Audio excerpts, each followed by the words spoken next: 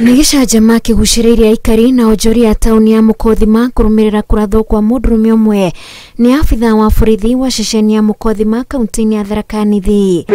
Afitha wa borithi uretwo Moha erikanite kugia na njokanirio na mwene kirabu giki mathaa-ini ma utuku iria iroimanire na mwene kirabu kumugutha nake arahiukirwo na guteng'erera mucinga na gucoka kirabu-ini giki na kurathukia rithathi igiri eja imwe irakora munyuyu urari thiini. Niliona mwenye hii klabu akitoa panga akagonga Moa panga kiasi wewe kwa mgongo. Moa kutoka naye kurudi akarudi kwa kizipigania akarudi na bunduki akatuma risasi hapo. Riu mundurume ucio ari thibitari umwe mwena uyu akihonia nguraro cia rithathi ya nda. Ngakuota mulethi kwa gari yake.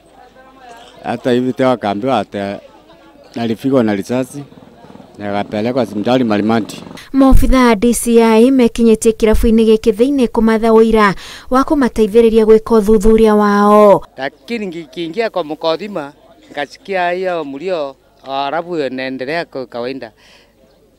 Lakini ikiwa mnatangaza tuambie hiyo security yetu ikuwe mzuri. Chia askari atoke na bunduki pale akuja piga watu risasi wapi? Mbona askari atumie nguvu kupiga mtu risasi?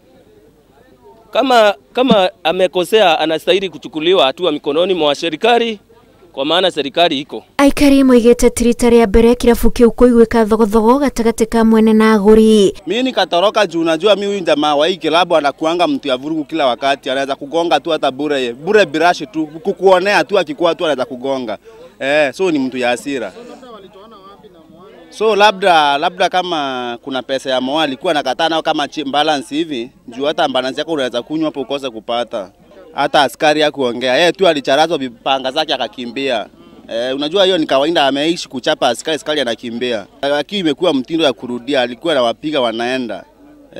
Sasa jana Moya walipiga mbaya. Mazee ilikuwa siku ya nyani. Maobitha ruhonge rwa guthuthuria mitugo ya borithi ya IPOA onao ni matanyitwo guthuthuria afitha ucio mugeri ngero iyo.